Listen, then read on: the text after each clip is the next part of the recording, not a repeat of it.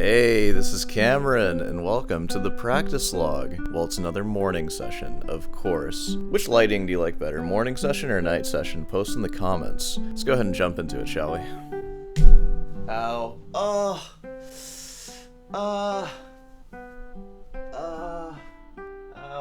I stubbed my toe. Oh, that sucks. It wasn't that bad. I could suck it up. Be a man. Be a man. I still need to make coffee. I've been doing this thing where I make my instant coffee with way too much instant coffee, and then I chug it, and then I feel insane like 10 minutes later. I've also been having this thing where when I wake up, and even if I just haven't had water or something for a while, I'll like start chugging water, and then my throat will just start hurting a lot. It almost feels like I swallowed poison or something. That almost happened, but I caught it before it happened. There's an emergency. Oh, it stopped. Oh, God. So... yesterday wasn't that productive, you might remember that. I worked on Lagrima for like 20 minutes. I played it. Yeah, so I'm gonna try to get to it today. You know, I've been working hard. I'm kind of going through one of those where I'm like, I'm taking it easy. I mean, I'm just gonna work through my music. I get pretty excited about the Presto still, just because it's pretty new. I might just move on to the Giuliani Sonata that I want to start working on, and kind of leave the Bach on the back burner for a bit, and maybe just like play through them, and that's it. But you know, they're at that place now. You, of course, want to just work on music until you've like built yourself up to be able to play that music how you want, which is like at a professional level. I feel like working on a piece for longer than like 6 months at a time can be pretty tedious on the mind. That's part of what you should consider when you're learning new music, where it's like, maybe I have the ability to learn this super hard music, but can I get it to the level I want in 6 months? By the time I get bored with it, and then I put it on the back burner. You know, that doesn't have to be the guiding thing, because like the answer for like all the music I'm working on right now is like no. It's gonna take like a year and a half or 2 years, or like probably a whole other degree before I can play it like at a professional level. So, you know, I'm just kind of chilling off on it right now. I don't want to go too far into this right now, because we'll probably just do a computer section. Kind of want to look at the Bach video today. I had someone tell me that they enjoyed the Bach video, and I feel kind of bad having not gone into it for a while. This one's for you. We're doing the Bach video. Alright. Well, I'll see you at the piano bench. Wow, it is amazing how I feel baseline and then after drinking coffee. My Kindle's on 4%. We're running this thing to the grave. That's actually a bad idea. I should let it charge. Woo. I had to use my hands there. Okay, I'm gonna start with scales and stuff. I'll see you on the other side.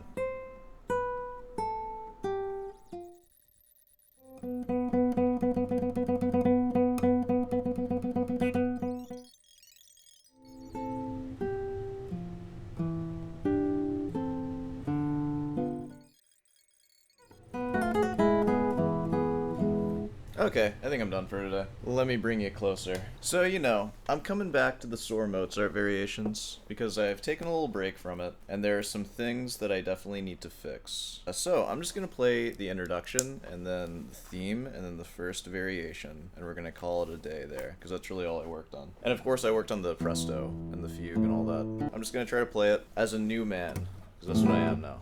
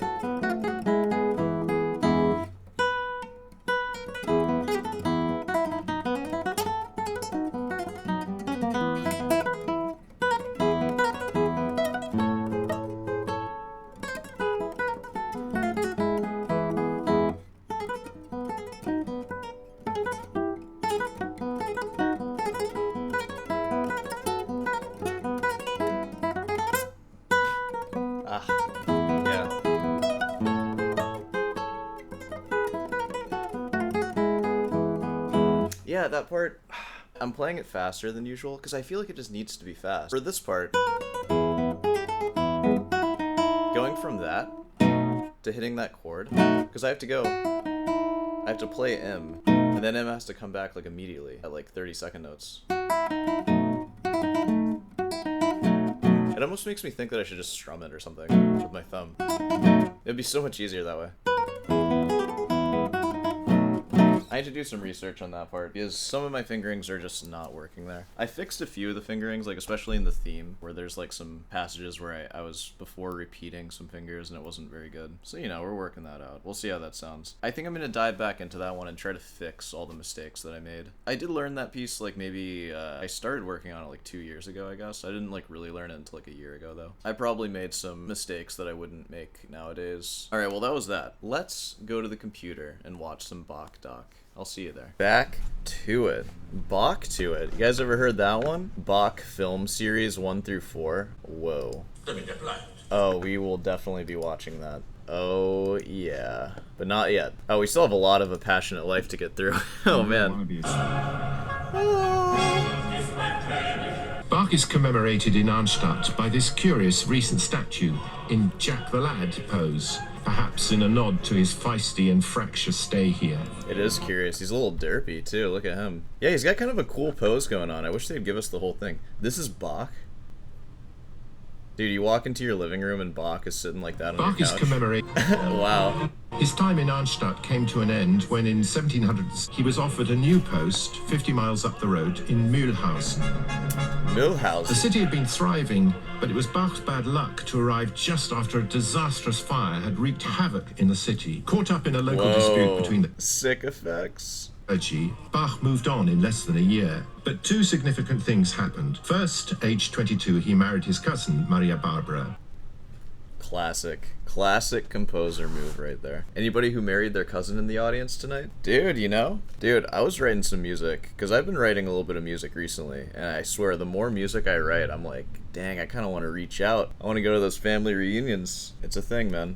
And then he wrote one of the most important documents we have. Here's a letter that Bach wrote to the Mühlhausen town council explaining the reasons why he handed in his resignation. And the interesting thing from our point of view is that he defines his Endzweck, as he called it, his final ambition, his goal in life. The key phrase is a well-regulated church music to the glory of God. Heck yeah. Germany was on the brink of the Enlightenment. The scientific revolution had been in full swing for over a century, but superstition was still rife. Here, as late as the 1730s, witches were being burnt at the stake. The 30 Years' War had ended in 1648, and in its wake came a strong revival of Lutheranism. Bach took it upon himself to lay down the New and the Old Testament commandments. Isn't that funny how, like, this music that we revere and respect so much, like, a lot of us feel that Bach is, like, the pinnacle of music, but there were also people at that time doing this crap. That's interesting, isn't it? I guess there are equivalents to that right now. Burning witches. Bach in a church. What's new? What kind of watch you got there, fella? I can't see it. Ah, that's as close as we're gonna get. What is that? Is that Patek Philippe? Probably. He got that conductor money. In 1708, Bach left Mühlhausen for the elegant court of Weimar. This was a real turning point. For the first time in his life, he was able to call on good quality musicians. But as finally, not those darn greenhorn oboe players. He doesn't have to break out the rapier anymore. That's good. Often in his career, there was a snag. In fact, there were two of them. Weimar was ruled by a pair of dukes, an uncle and nephew team. Whoa, we need a spin-off documentary for them. Pair of dukes. Was a recipe for disaster. The musicians were employed by both, but the uncle made it known to the musicians that if they played for his nephew, they would be liable to be flogged, dismissed out of hand. In fact, there was one poor horn player who was dismissed on the spot, flogged, and then eventually... What does flogged mean? Did they beat this guy for doing something? To beat with, or as if with a rod or whip. What a definition. You can't beat your employees anymore. I'm with Taylor Swift. I wish I lived back in 1830.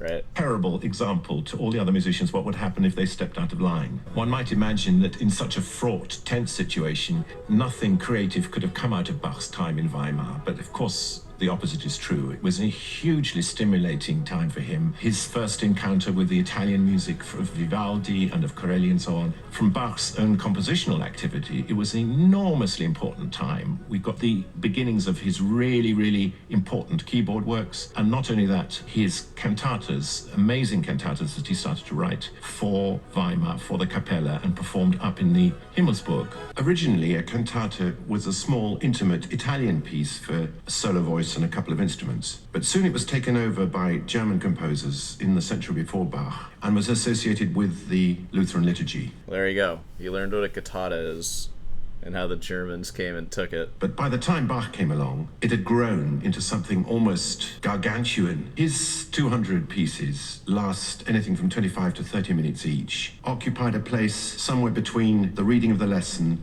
and the sermon, and they reflected the theme of the day, as it were. You pitied the unfortunate preacher who had to follow music as eloquent as this. Siehe, siehe, ich schlafe ein. Bach demonstrates his fantastic ability to set a scene, in this case, Jesus knocking at the door of the human heart. Yeah, dude.